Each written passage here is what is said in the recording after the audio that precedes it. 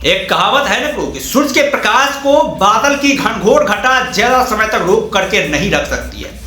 वह समय तो आ ही जाता है जब सूरज का प्रकाश बादल की घनघोर घटा को चीरते हुए पूरे दुनिया को अपनी रोशनी से उज्जवल कर देती है। यही फॉर्मूला अप्लाई होता है क्रिकेटरों के लाइफ पर भी। क्रिकेटरों के लाइफ में बहुत सारे बुरे दिन आते हैं, बहुत सारे अच्छे दिन आते हैं, लेकिन जब आपका बुरा दिन आता है तो उस बुरे दिन के आधार पर यह नहीं कह सकते कि भाई इस खिलाड़ी का ये दिन हर हमेशा बरकरार रहेगा, और ऐसा होता भी नहीं है।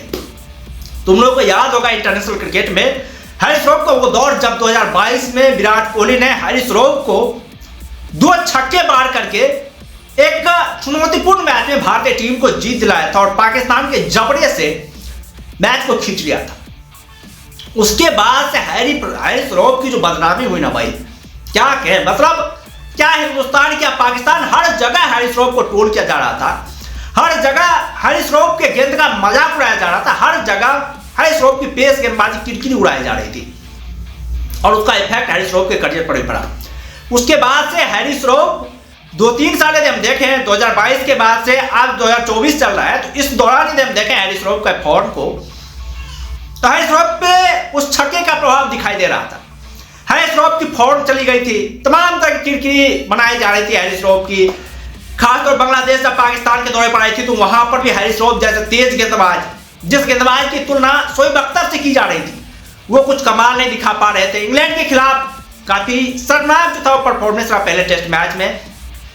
तमाम तरह की बहुत सारी जो थी वो हैरिस श्रॉफ को लेकर बातें विवादें हर कुछ चल रही थी। टीम से ही बाहर निकाल दिया गया था बेचारे को, सेंट्रल कॉन्टैक्ट भी छीन लिया गया था एक दौरे पर। लेकिन हैरिस श्रॉफ ने जब कम बैक करी ना, तो भाई दिखा दिया कि मतलब वो जो है ना वो पाकिस्तान के सुपरहिट तेज गेंदबाजों में सबसे प्रबल, सबसे प्रवीण और सबसे कामयाब गेंदबाज है। वो कारनामा कर सकते हैं जो कारनामा शोएब अख्तर ने अपने जमाने में किया था।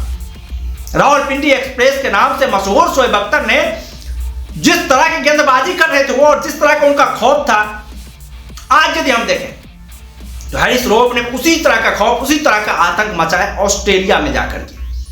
भाई क्या गजब की गेंदबाजी करी है, क्या शानदार गेंदबाजी करी है। इस गेंदबाजी की जितनी भी हम लोग तारीफ कर लेना वो कम है। हैरिस श्रॉफ ने एक गदर मचा दिया, मतलब ऑस्ट्रेलिया में पाकिस्तान की टीम हराई है ना, उसके सभी तेज गेंदबाजों का महत्वपूर्ण योगदान रहा है। हैरिस श्रॉफ तो इसमें बहुत खास थे। Harris Shroff man of the series चुने गए क्योंकि हैरिस श्रॉफ ने 3 ओडीआई मैच में 10 विकेट निकाले, जिसकी मदद से पाकिस्तान ने ऑस्ट्रेलिया को 22 साल के बाद, एक लंबे अरसे के बाद 2002 में वकार यूनिस की कैप्टनसी में जो पाकिस्तान की टीम ने ऑस्ट्रेलिया को हराया था, उसके बाद से पाकिस्तान की टीम जो है मतलब 22 साल के बाद 2024 में जाकर के ऑस्ट्रेलिया में हराया है। और मोहम्मद रिजवान दूसरे कैप्टन बने जिनकी कैप्टनसी में ये कारनामा हुआ है। वहां पर शोएब अख्तर का जलवा था, उन्होंने कमाल गेंदबाजी की थी, 2 मैचों में 7 विकेट चटकाए थे। और यहां पर हैरिस श्रॉफ ने ठीक उन्हीं के नक्शे कदम पर चलते हुए गदर मचाया है, कमाल गेंदबाजी करी है। वैसे तो पाकिस्तान के सभी तेज गेंदबाजों ने जो परफॉर्मेंस किया, जो एफर्ट डाला है, वो काफी कमाल करा है। 3 जो ओडीआई मैच खेले गए हैं, उस तीनों ओडीआई मैच में पाकिस्तान के जो तेज गेंदबाज थे उन्होंने 26 विकेट निकाले।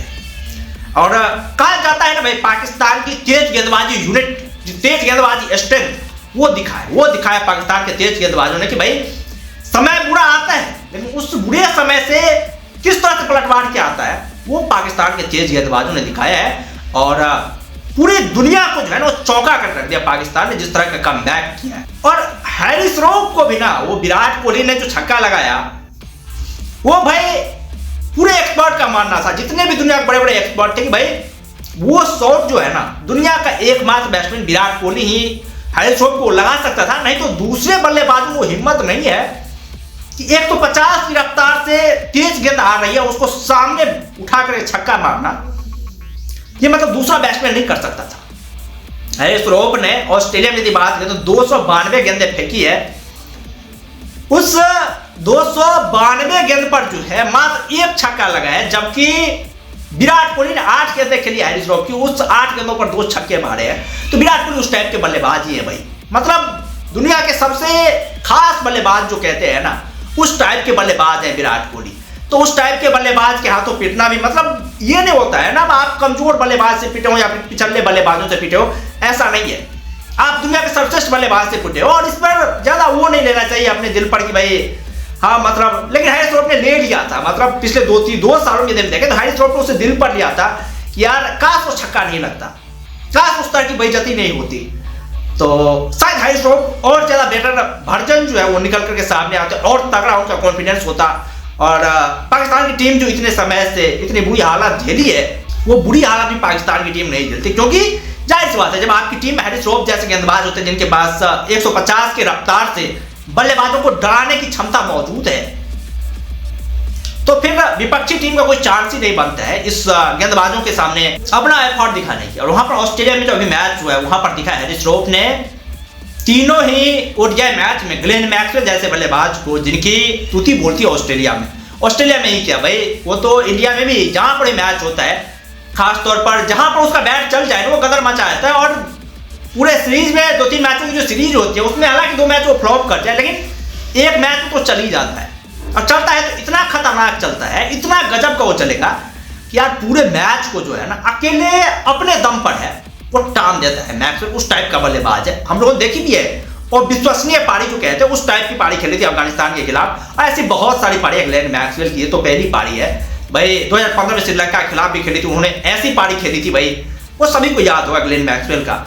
उस ग्लेन मैक्सवेल को उतने खतरनाक बल्लेबाज को जिसके सामने गेंदबाजी करने में बड़े बड़े गेंदबाजों की फट करके 13 हो जाती है, उस ग्लेन मैक्सवेल को तीनों ओडीआई मैच में जो है हैरिस श्रोफ ने वो विकेट गिरा दिखा दी और भाई साहब को चलने ही नहीं दिया। 2 मैच में तो गोल्डन डक पर जो है वो शिकार बना था, जिससे दिखती है मतलब हैरिस श्रोफ की काबिलियत दिखती है कि भाई क्या फॉर्म में लौटा है बंदा, क्या गजब का जो है रिदम में लौटा है। और इसके लिए मोहम्मद रिजवान की कैप्टनशिप की दाद देनी पड़ेगी। किस तरह से उन्होंने खिलाड़ियों को मोटिवेट किया, किस तरह से खिलाड़ियों को उन्होंने इंस्पायर किया।